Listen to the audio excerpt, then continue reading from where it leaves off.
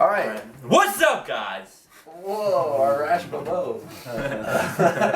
What did you say you scored on the MCAT, the science part? Okay, I scored in the top 2% of the physical sciences section on the MCAT exams. That's 13 out of 15. I taught the MCAT, I taught the LSAT, I taught the GMAT, I taught the SAT, all for Princeton Review over a 2-year period. Burnt myself out. Literally the day before master training, where I would go train other trainers for like mad money, I decided to quit. Typed up a letter of resignation right there. It was almost like not even me doing it. It was just the stress. And the next day I went down to Wakulla Springs and I hiked through the wilderness. And that was like 3 years ago, and that was the beginning of a lot of change, a lot of like rapid reevaluation. Like just because you are smart and just because you can make a lot of money doesn't mean you should or have to. It's not in the cards, you know. You don't have to be their success. You can be your success. It's what's in your heart. Wow. Sounds like what we were referencing earlier in the car ride about value being different than money. Yeah, totally. You know, it's that we're valuing things and using people thing, and we should be valuing people and using things. But it doesn't work like that. My rent payment's more important than this relationship or conversation or, you know, it's like, you know, because that's what people are going to judge you on.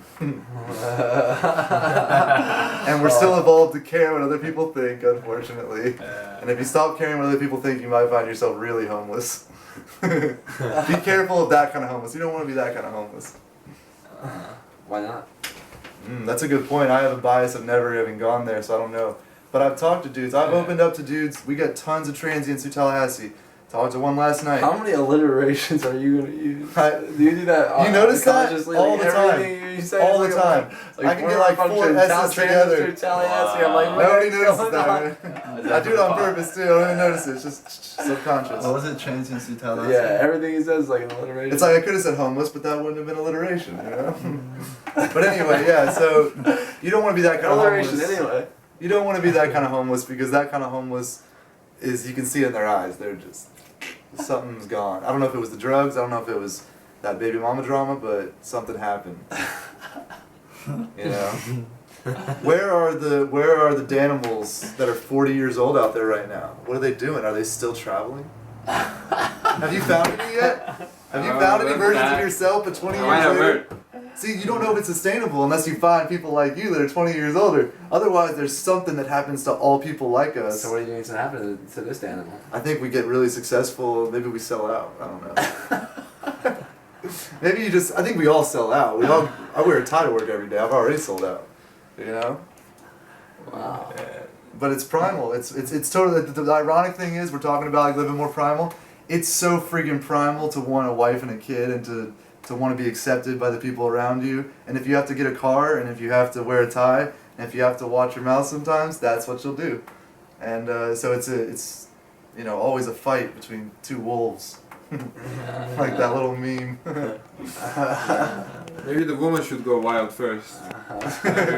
Hey, men would follow. Yeah. Men would follow. If all women went primal, guys would be all about I think it. the problem is men are trying to go wild, but the women are staying within. And then when the man needs the woman, he needs to come back and wear the tie, buy the car, buy the house, get. And he doesn't even know he's doing it. That's the hard part. It's all subconscious. You need to encourage the woman to go wild. Oh man. Long story short, 33 on the MCAT's a high score. So we were talking if earlier you need some about credibility before you start watching this video and your head starts spinning, maybe that'll help you stay focused a little longer. We were talking earlier about the Heisenberg uncertainty principle. You can't measure something without changing it. So I'm sorry if you didn't get the raw version of this, which we were definitely espousing on the. I don't have an E word for our furniture. But Oh man, Yeah. one. Okay. Through our empathetic experience of the There you go. the couch crossing. Espousing with empathy. Wow, this is something else. This is kind of like, it reminds me of some of the conversations we had with Dr. Bizarre or Paul Chek. Also, two people that you found through our videos, or you found It's us weird through how your that videos, works. or Yeah, vice some versa? that I can't really specifically say. I could say maybe like 5 people I found through your videos. I don't know which 5 they were because the community. You mentioned Zach Romero. Zach Romero for Because sure. you kind of look like him in a way. Oh, he's cool, man. I saw him do his little like handstand off the counter thing, and I was like, dude, he's got that wiry strength, that Pavel Tsatsouline, you know, that training. I like that. Yeah, I know Pavel does. You know Pavel? Hell yeah, man. kettlebell certified. Kettlebells, all about the kettlebells, man. Yeah, you know. And so then So Paul Paul Chek, Chek- you knew prior to Paul Chek, RawBrahs, or- I kind of have a funny relationship with because I always want to criticize him. I watch all his videos and I'm obsessed with him, but I can never get on with his science because he uses a lot of Eastern, it's Eastern reductionism versus Western reductionism. You want to talk about chakras, you want to talk about chi force, or you want to talk about friggin' midichlorians if you're if you're Star Wars oriented, or you want to talk about genetics if you do reductionism like I do in my flavor of the week. But he's right, and he's walking proof that he's right. And see, that's what's really cool. As a computer scientist, I realized data doesn't lie. The data can be lied about, and you can say that Paul Chek is this way because of this. You can say Dr. Cassar looks this way because of this. But he is who he is, and he is the age he is, and he talks the way he talks, and he walks the way he walks. Dr. Cassar is like walking proof that you can get extremely vascular and stay really tan and old and live in Hawaii. I don't know, like, it's the whole thing. It's not just that he looks the way he looks, but he's living the life, man. Like, oh, Dr. Cassar, I'll give him the mouth protocol, man. I had some really bad, like, gingivitis and stuff. My teeth were not this white. No, they weren't. They were like yellow stained for a long time. So I X-nayed on all the toothpaste and all that stuff. Started coconut oil swishing, 20 minutes in the morning, 20 minutes at night, first thing in the morning, last thing before I go to bed. Then I lightly polish, Dr. Cassar, with baking soda afterwards, after I spit that stuff out. And then I rinse with 3% hydrogen peroxide and spit that out. And talk about oxidizing your teeth. Whoa. It's ridiculous. My teeth went like in 2 weeks, yellow to white. Wow. And like within 6 months from the coconut oil pulling, I don't even know what halitosis is. I don't have inflamed gums. Like, there's no pain. It's ridiculous. Then what about the RawBrahs? What about the RawBrahs? Yeah. What have I learned from the RawBrahs? Yeah. We'll keep going down the line real quick. That you can do this here now. You guys live like 4 or 6 hours north of me. And I saw this man right here. I saw his before picture. We share a lot.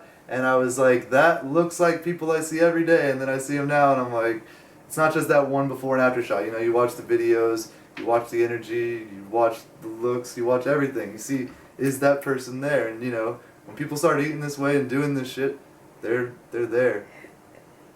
What happened? I had to sneeze. Okay. I thought you were gonna make her cry. I know. This story is just so touching. And then anyone else? Who else was there? Anyone else? Troy Casey. Oh, you mentioned Mark Sisson and Troy Casey. Mark Sisson is definitely, he's all about it. He's kind of like, I like his blog. He's got a great blog, great community on his forum, definitely. Troy Casey represents something awesome in the community of the anti-GMO and the pro-love, the whole like no non-violence pacifism and getting things done by voting with your dollar. You know, he's got one up on us in that he was born to be a model. So he looked good even when he was an alcoholic, I'm sure. He probably looked amazing. So he's going to look amazing when he's 50. But like he practices what he preaches. He's not just a good-looking dude. He really feels strongly about ayahuasca. He feels strongly about preserving the rainforest and the culture. And I think he's got a point there. He's got a huge point. And then we're commonly fans of Tim Ferriss, which before you go on that, I just like this guy. If you read Tim Ferriss's book, Tim Ferriss wouldn't recommend you doing the research to find out who to vote for president. He would find someone that has done the research and then figure out someone that you trust that has spent a lot of time researching and then find him. It's like his way of hacking into his presidential vote. And that's why I see this guy as a little bit. He's done all the research and he seems pretty credible. So And see, what the do you funny think about thing- everyone? Before I do all the research, just tell me who to follow. The funny thing is, I feel like, yeah, that's all I'm doing is I'm taking from everybody else, and it's kind of the 80-20 thing. I'm finding that little bit, that's a Tim Ferriss principle, Yeah. I'm finding that little bit from everybody else, that's their best parts, and then you find somebody like me and you're taking my best parts. Yeah. Eventually we get this system that starts feeding itself. You know, all the people out there that read books, I would check out Stephen Johnson's Where Good Ideas Come From, ideas about exaptation. Evolution doesn't necessarily invent the best option for its creatures. It uses what's available to get the best out of it. So you can exapt your environment and you can apply that to anything in your life. It's a great metaphor. You find the best elements around you to do with what you can. You don't have to create resources, you have to be resourceful. And a lot about, you know, people coming together.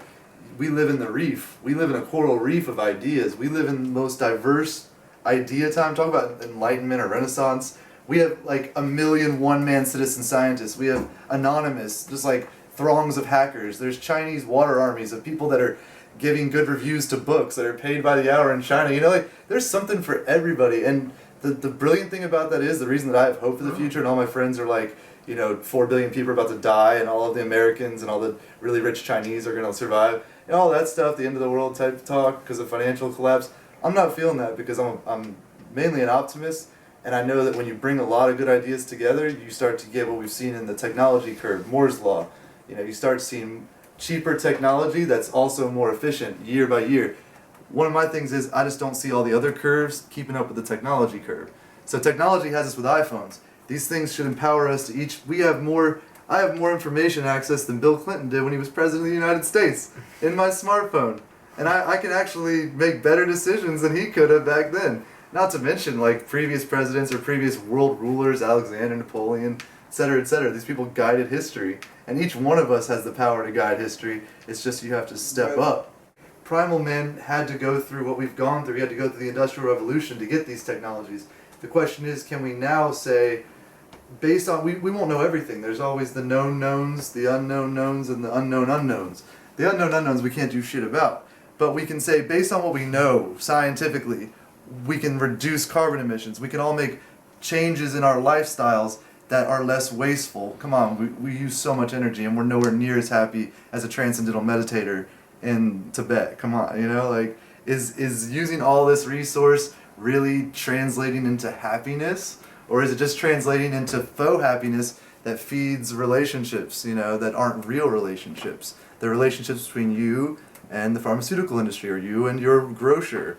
You know, make your grocer your farmer, shake his hand, shake the hand of the RawBrahs, watch their videos, keep them in your house when you can, because I get your videos for free, and I have to pay back. I pirate information, I download movies, I download music, but you know what? I support those artists. When they come through my town, I pay $30, $40 to see them. And when the RawBrahs come through town, I support them however I can. If you guys didn't have the money to get your milk or your dinner tonight, I would have made it for you. But you know, it's just what you do. And also, there's a bigger thing with that, and that is, you know, there's travelers out there that are very much like you. And if you want to see the change in the world, you got to be it, but also support other people that are doing what you're doing. You know, when you meet people like you, don't just put them off and think that there'll be tons of them later in life and that they're all going to be around. It doesn't work like that. The older you get, the less people that are like you find, because they all get married and they all sell out to their jobs. And that's just the reality of it. And we all get very boring when we sell out to that kind of life. But we have kids, and kids are the possibility. They're the future. We're the kids. We might not be the ones having the kids, but we're the kids. We're the hope that our parents put into the future. So that's why we have the responsibility to make a change if we're not having kids, right? I'm sitting here and I'm like extremely humbled and inspired by you. And you know, you said earlier that we had like interviewed all your idols. Seriously. And it's funny because we have interviewed a lot of these guys, but you have somehow been affected and like seem like have been able to apply the information so much better than I have, for instance. And because you're busy doing it. Yeah, maybe because I'm busy doing it. But I'm just wondering, you know, like the difference between you and I. Like the difference between you and I is that tomorrow I can smoke an entire pack of cigarettes and I won't feel like I let anybody down. Like if I was in your position, this is just me speaking, I would feel like I was letting people down when all of a sudden people were looking up to me. And so right now, you know, I relay information on a blog, and I have things I'm working on. You know, I feel like everybody should be working on themselves, but it's kind of like this perfectionist ideal. Like I even kind of felt weird with y'all coming over. I was like, it's the fucking RawBrahs, man. Like, shit, I'm not worthy. Like Wayne and Garth, you know, we are not worthy. We're not worthy. Wayne and Garth, I love that. Dude, for real, like it's just the way it is. But then I checked myself and I was like, yo, be the change, yo. Like, come on. These are real people that need real places. No, but it's to funny show. you put that on, like that you kind of thought that about us, because that's what I think is the RawBrahs, where the raw comes from, that we're not trying to live up to our fan base's expectations. That's awesome. We're trying to be raw in our authenticity of our experimentation, our evolution through our lifetimes, and that's what I think raw is. At first it might have started out with eating fruits and vegetables, but now that's what I see raw is. If I want to smoke a pack of cigarettes, then maybe I'll have the balls to say I smoked a pack of cigarettes today. Yes. This is what happened. And then you'll have the balls to afterwards say, why did I smoke that pack of cigarettes? And do I want to be someone that smokes packs of cigarettes every day for the rest of my life? That's why I think this is dangerous, because a lot of people that have they eat a raw vegan diet, say, for instance, if that's the thing that you're promoting, all of a sudden you have a fan base of 5 to 10,000 to 15,000 plus people. They're depending on you to eat a raw vegan diet. It becomes hard for you to listen to your body anymore, or to listen to your intuition, because you're like, that precedent. It takes precedence to live up to this expectations that many people have put on you. You're in the spotlight. So that's where I think Nathaniel originally took the leap of faith and was like, I'm not going to eat a raw vegan diet anymore. And we initially were like, don't you do it, don't you do it. But then when we saw how people reacted to him, it was an eye-opening experience to us. And we're like, wait a minute. And that's where the evolution of what RawBrahs has become. So I think it's cool that you're saying that. And it's hard. It's hard because you push a lot of envelopes doing that. You become a real paradigm pusher. Yeah. And it might not be the best way to create a huge mass audience, but maybe that's what the mass audience, maybe we can convert, that's what the mass audience is looking for, the truth rather than... Exactly, and see, that's where you guys get really in line with the skeptic movement. There's a huge movement of skepticism in the world, and that's questioning not only organized religion, but really, you know, regulation, you know, the FDA, the CDC. Should we be skeptical of the school lunch program? I think so. Doing push-ups and pull-ups, eating dinosaur wiener. Make sure they're right. Detoxing demons with a liter of water.